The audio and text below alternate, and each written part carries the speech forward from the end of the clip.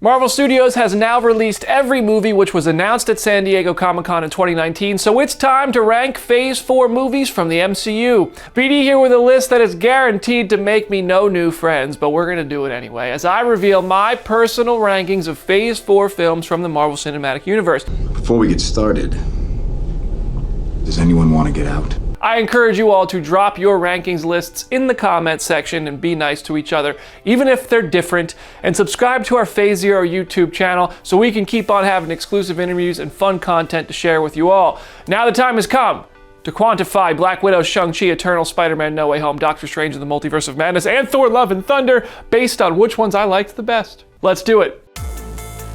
In 6th place, I have Eternals. Being a movie set in the MCU comes with advantages and disadvantages, and for Eternals, I felt like there were more disadvantages on display. Not only did a massive exposition dump try to make sense of the film's place in the MCU, making the Earth a womb for Celestials, but the stakes of the film felt out of place, and like some films before it, we are left wondering if the effects will be felt after a giant celestial hand rose up out of the ocean or not, and like where was everybody else, and those questions are starting to come into play with other films, but were really felt during Eternals.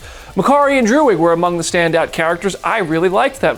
But they also had like the least screen time of most of the Eternals because there were just too many new faces being squeezed into this one. Also, why wouldn't Icarus have been able to carry out the mission he was on if he did literally nothing, rather than rounding up the entire band of people capable of stopping him and ultimately, as a result, ended up stopping him? Visually, Eternals was satisfying. It had the best third act in Phase 3 of the MCU, but overall, it lands the number 6 spot for me in Phase 4, and it gets a 6 out of 10. Whoa! Ouch, Gal. Ouch. Hard. In 5th place, I have Doctor Strange in the Multiverse of Madness. Now, this one might have suffered from my own expectations and hopes of seeing universes that already existed in other franchises, or new universes that seem to be integral parts of the story going forward. But instead, we got the 838 universe, and all of its admittedly exciting heroes were killed off as quickly as they were introduced. I think this one could have benefited from about 20 more minutes of runtime, taken some time at the beginning of the movie to better acknowledge the events of WandaVision and explain how the Darkhold is corrupting Wanda. Like, yes, we know, we understand what was happening there, but we just jumped right into her being like a super villain who really was gonna do what she needed to do. The Darkhold only showed me the truth. The CGI in this one was also kind of lacking, but that's been the case across Phase 4, as it seems some VFX artists are being a little overworked, but the first scene of this movie really put that on display, and it set the tone for the film. Strange's arc was solid as he accepted that he cares about Christine, which is something other than himself, and Sam Raimi took some awesome creative risks. I appreciated the creative risks, but they didn't all pay off for me. Like the musical fight at the end just didn't hit the right notes. It was a wonderful joke. Strange gets about a 6.5 out of 10 for me and lands in 5th place on my ranking. Things just got out of hand. In 4th place, I have Black Widow. This one, unlike Eternals, benefited from MCU ties. Well, I doubt the god from space has to take an ibuprofen after a fight. I will say Taskmaster was very disappointing considering how dope Tony Masters is in comics, so it sucked not to get a proper Taskmaster in the MCU, even if a couple of cool action sequences use those photographic reflexes. But still, the story of Taskmaster being the red on Natasha's ledger referenced in the Avengers back in 2012 was a nice payoff for me, and I enjoyed the story more than I enjoyed how they changed Taskmaster. I also enjoyed the gritty nature of the fight scene with the other widows and Natasha breaking her own nose. That was a wild moment. This movie gave us Yelena Belova, who is an awesome addition to the MCU. Red Guardian, not too bad himself. Still no excusing the bad CGI and the chaos of the Red Room falling out of the sky, which could have derailed the movie and really did change the tone for it and didn't allow it to land perfectly.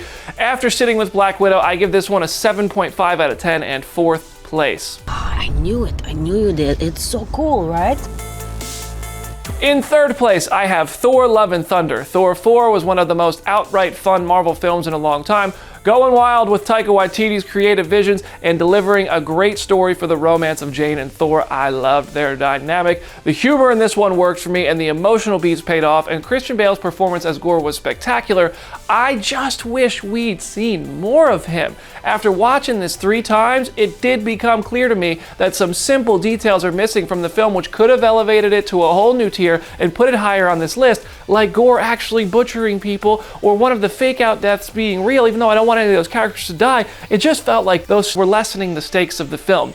The scenes that got left behind seem to have really taken some quality with them, but not enough for me to not have loved watching this one in theaters and having a great time loving the journey with these characters to places like Omnipotent City, with hilarious characters like Zeus joining the MCU, and I can't wait to see what's next for him and Hercules.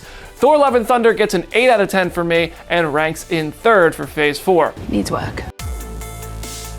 In second place, I have SpiderMan No Way Home. This was the best theater experience since Avengers Endgame in terms of being a fan. The story doesn't exactly make perfect sense, with Doctor Strange's spell being questionable, Venom coming to the MCU, and other characters from the multiverse not coming with the villains, but others did. Like, did any of us really care that Jamie Foxx wasn't blue anymore, though? Seeing Tobey and Andrew and Tom as Spider-Man together against Doc Ock, Electro, and Sandman, and a legendary performance from Willem Dafoe as Green Goblin, it's hard to imagine beating the fan service and excitement of this one, which they somehow threw into a story that mostly worked. The only thing that would have made it better for me is if this had been a Spider-Man 4 with Tom Holland after a standalone Spider-Man 3 with Tom's character actually having a New York City adventure on his own. Still, I really shouldn't complain about this one. It gave us exactly what we wanted, and I'm giving it a 9.2 out of 10, landing it in second place. Thank you, thank you, thank you, thank you.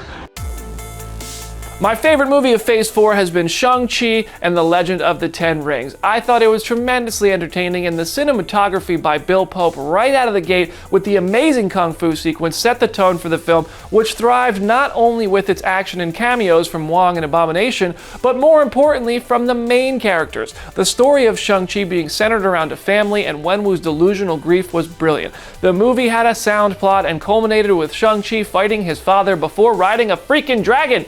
I mean, I personally thought the dragon and the computerized stuff that came in late in the movie kinda took away from the focus of the intimate family drama, sort of derailing it the way Black Widow's third act did, but never fully crossing over into derailed territory, and stayed true to its character-driven plot, and I loved it for that.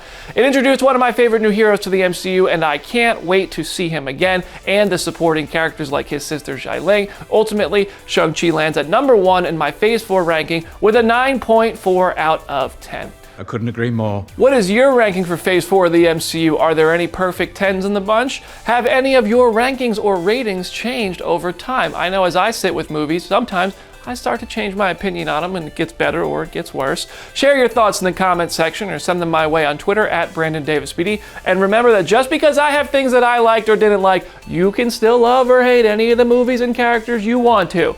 Please don't be fighting with each other in the comment section. Subscribe to our Phase Zero YouTube channel for more videos, and head over to any major podcast platform for more from Phase Zero in podcast form. New episodes every Wednesday.